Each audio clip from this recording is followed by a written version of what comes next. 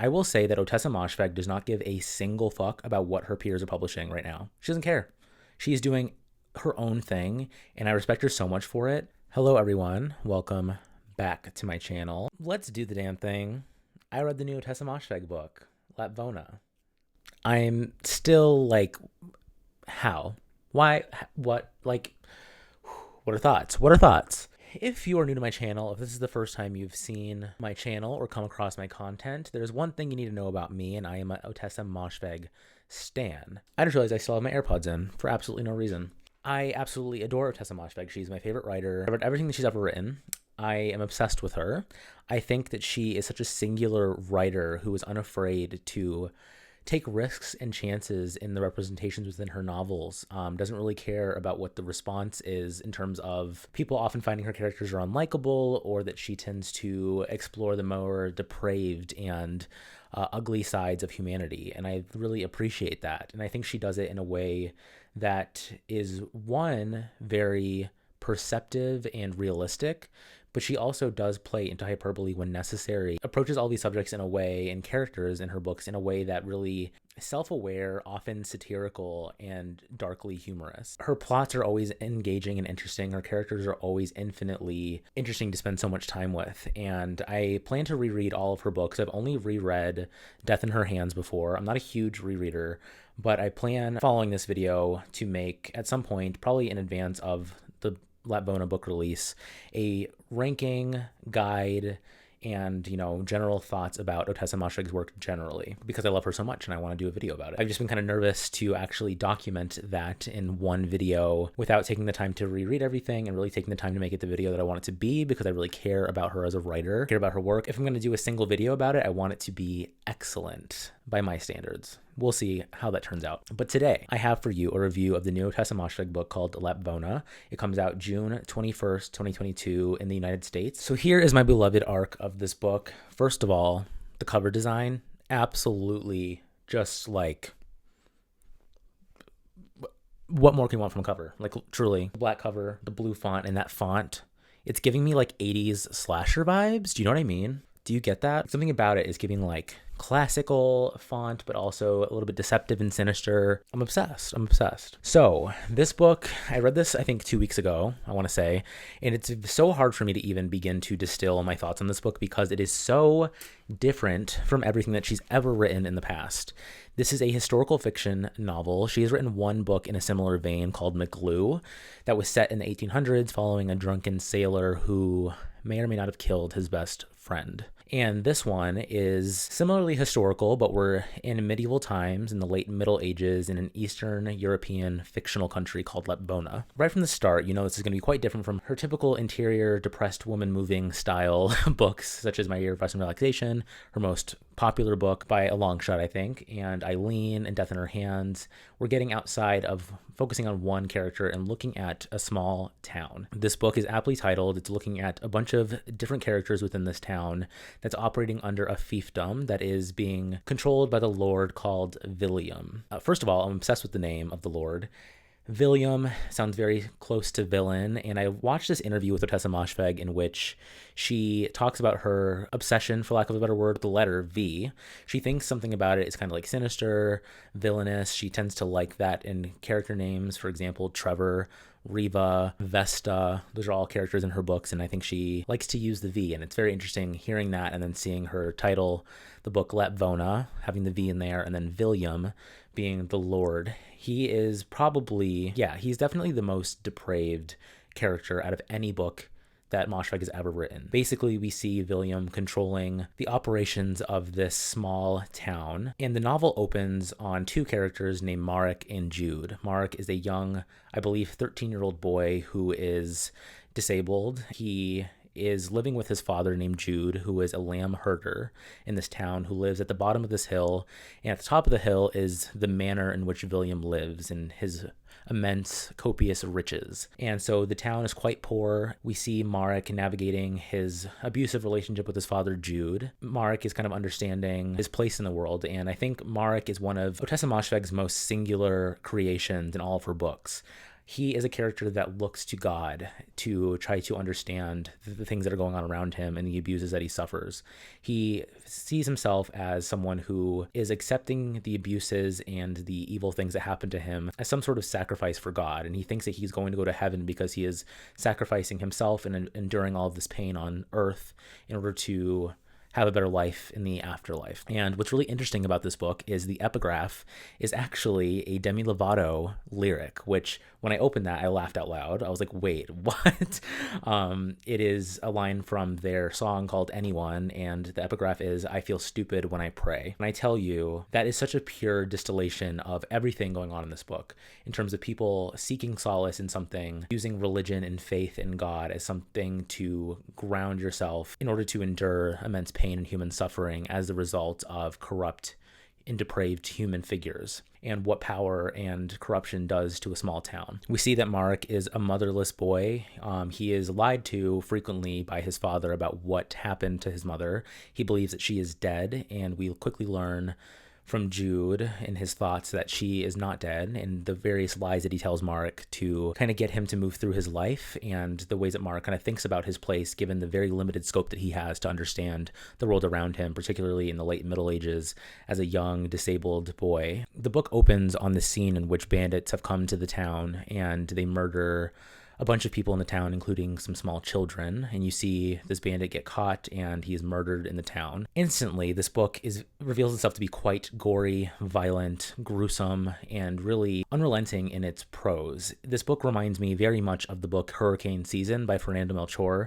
It is a book that is unafraid to throw human depravity right at your face and let you grapple with it yourself. And I think Hurricane Season and its kind of like unrelenting style of placing the reader right in the middle of so much violence and just evil, corrupt behavior. It really makes you uncomfortable as a reader. Despite, I think, this book still having a sense of Moshfegh's kind of dark and biting humor, I think it's on display more than ever. What happens eventually in the plot is that a plague strikes and a record drought occurs in the town. And so it's subtly hinting at our current time. This is a book that Moshfegh has mentioned was a way of her to seek solace in a novel while going through the pandemic, basically. To kind of distill this book very simply, it is a look at Moshfegh's dark and very sinister look and reckoning with the pandemic and all that means for us and what it revealed about human suffering, capitalism, and corruption amongst governmental forces. So we see gradually throughout this book that William, the Lord of the Manor, is controlling a lot of what's happening down in the town, and his complete lack of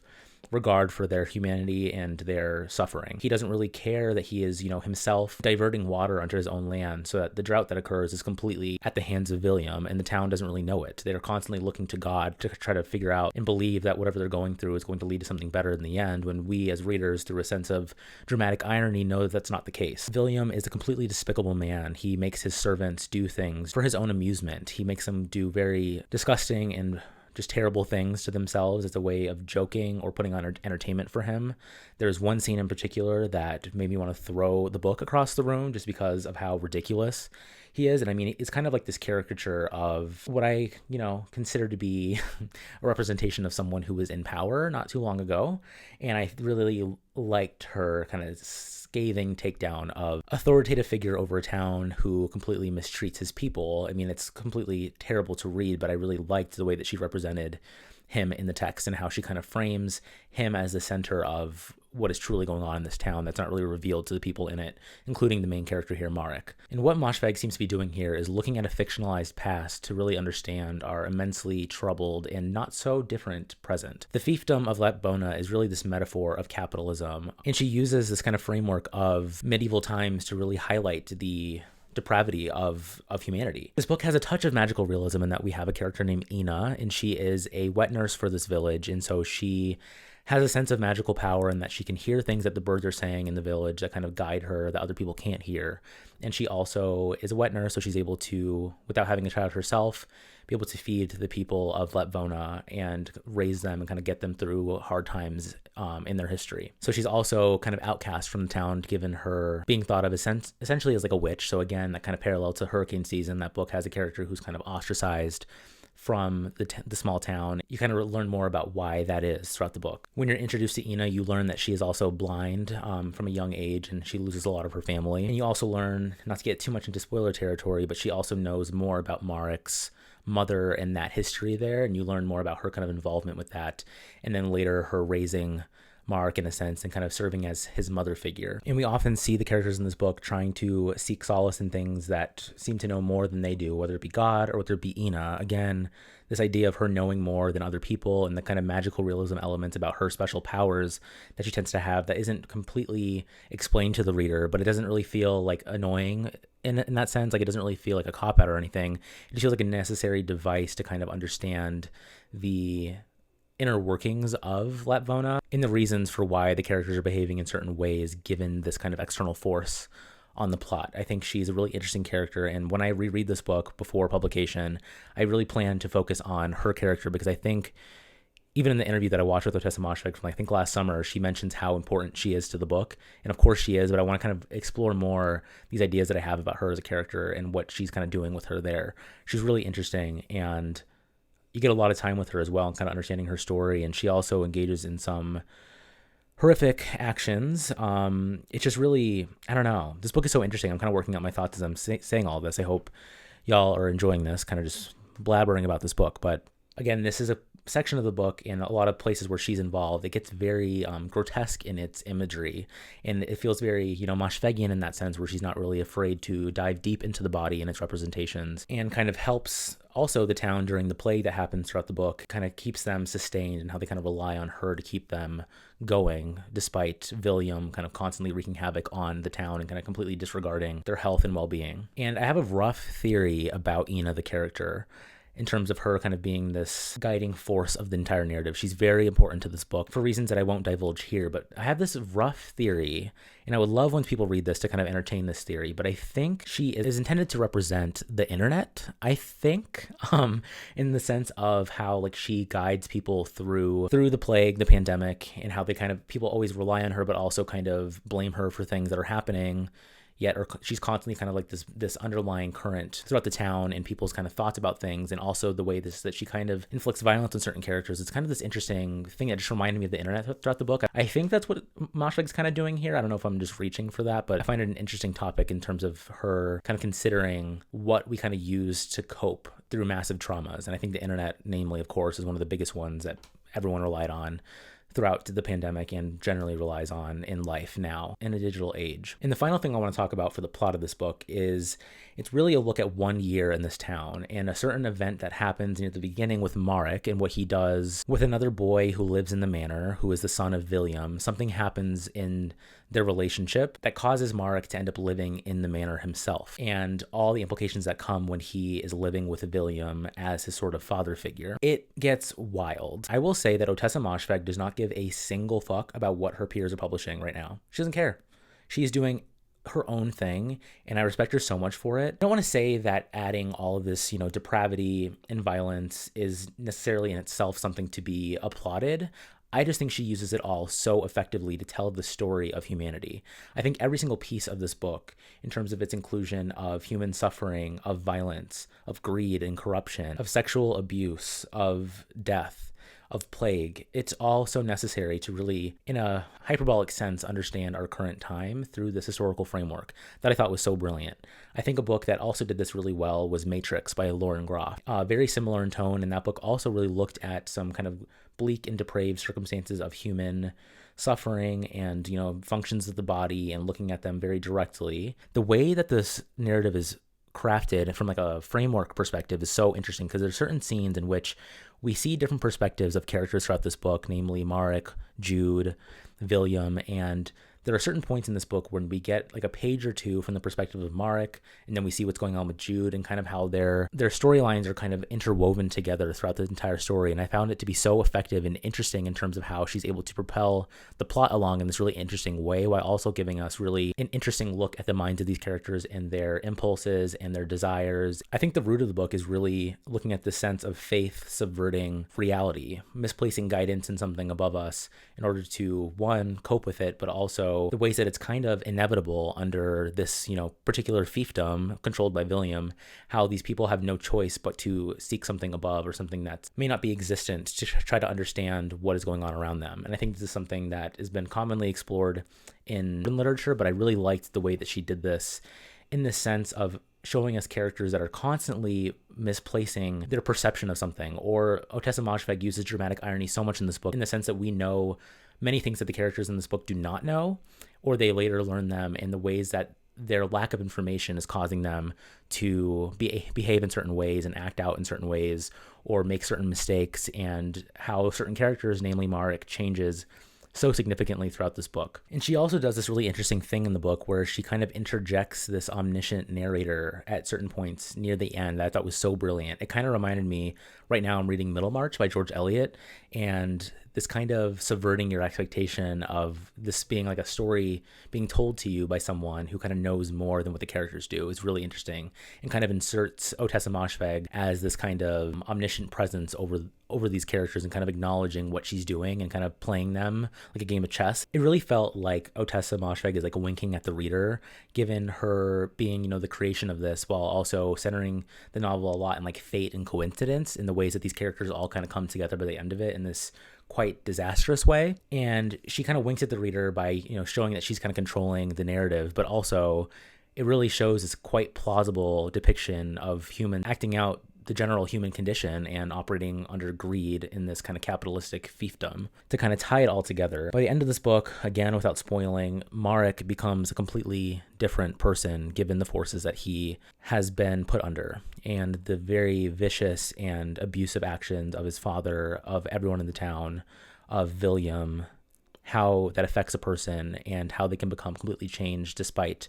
their belief in something better, despite inherently seeming to be like a very good person by the start of the novel, how they can become completely corrupted by the end, despite thinking that they're doing the right thing. It's a very bleak and interesting look at humanity and how much humans kind of play on the development of others amongst community, and how our own selfhood is determined by those around us, despite us thinking that we kind of have our own autonomy over it. This book is really questioning what external forces really do to a person. Marek is this sort of distillation of Lapvona in one character. He is misguided, he is abused, he is corrupted, he's robbed of faith in humanity. And even by the end of the novel, when he knows so much more about humanity and the forces around him, he's still deluded in a certain sense. So to kind of summarize my thoughts from there, this book, if you can't tell, is incredibly disturbing. It's incredibly complex. It's completely new territory for Ottessa Moshfegh, and it really cements her. She's already been cemented in my mind as a masterful storyteller and craft writer, but I'm just completely stunned by the flex of this book. Like, the audacity, the gall, the gumption to write this book is just so stunning. Whew. I just can't believe it. This is wild to me that I'm living in a time where a writer is doing everything that I want a fiction writer to do. Like, her books are just everything to me. They're everything to me. I want everyone to find a writer like this for them. Like, I adore her so much. This book is so good. Why am I getting emotional? I'm proud. I feel like a Swiftie, you know what I mean? Like, when she drops a new album and you're just like, wow, I am so proud that she keeps giving, the gift that keeps giving. She just seems so hyper aware of humanity and helps me also as a reader through fiction understand how fucked up everyone is. You know what I mean? Like, she's so clearly enamored by humanity and looking at people at their nastiest and most vile places and trying to understand how can a human get there? What causes people to be the way that they are? And what does that mean for for everyone else? Like, are we all this type of person given these forces on us? And do we hide it to a better extent than other people do? Or like, what is that? And I think her novels really question that topic. And it's interesting because this book is so different from her other books. It's told in third person. It is looking at many characters in one town. It's historical. It doesn't really have a historical feel in its prose style. It feels quite modern in its telling, but just rooting the characters in an older time. But I will say this book is quite similar to her other books as well. The time jumps and the isolation of setting is very similar to My Year of Rest and Relaxation. I think this look at a single person, being abused and being an outlier, and the father-child relationship and cyclical nature of abuse and inheritance is very similar to the themes of Eileen. I think this idea of God and the questions of storytelling and what a person is allowed to do in telling a story, what is permitted by the novelistic form, and whether death and fate are fortuitous or written by, some force above, such as God. It's all questions that are explored in Death in Her Hands, which is my favorite of her books. I think McGlue, that's an easy comparison to make given the historical context and focus on men, which is quite interesting. This book also focuses on women, but I think that's kind of one interesting thing about this book is that usually her books are like a first-person narrator in the mind of a woman, but this is really looking at men in their youth and older fatherhood as well. And then finally, even her short story collection kind of reminds me of some things of this book. It's kind of tangential to this, but I think this kind of idea of this amalgamation of isolated plots to kind of explore a grander theme of being, homesick for another world, of questioning humanity and wanting to be somewhere else. I think, the final story in that collection called The Better Place is another one of those stories that's quite singular in its approach and quite different from everything else that she does, but again is rooted in these similar questions. I'm kind of scared that Ottessa Moshfegh exists because I just don't understand how she's so good at what she does. This is a writer that is meant to be writing novels. I know I sound crazy and I'm probably you probably think I'm exaggerating, but this is truly how I feel. I am so excited to keep reading her books going forward. I hope she never stops writing. They're just a joy to read despite having so much depravity. Again, this book is definitely the heaviest and darkest book she's ever written, so warning going into it. There is quite everything you can possibly imagine that is terrible in this book, but I still think it's worth your time. And it doesn't feel, at least for me, it doesn't feel too manipulative or just putting in violence for the sake of violence. I think everything here is intentional. Moshfegh is too good of a writer to kind of stoop to that level. I don't know. I highly implore, if you like any of Moshfegh's books, please pick this up. I think if you like historical fiction and you haven't tried her, I think this is a really good one to try out. I will say nothing else she's written is like this, so I think this one kind of stands alone and it kind of makes sense as this COVID response novel, but I highly recommend it. I am so grateful to the publisher Penguin Press for sending me a copy of this.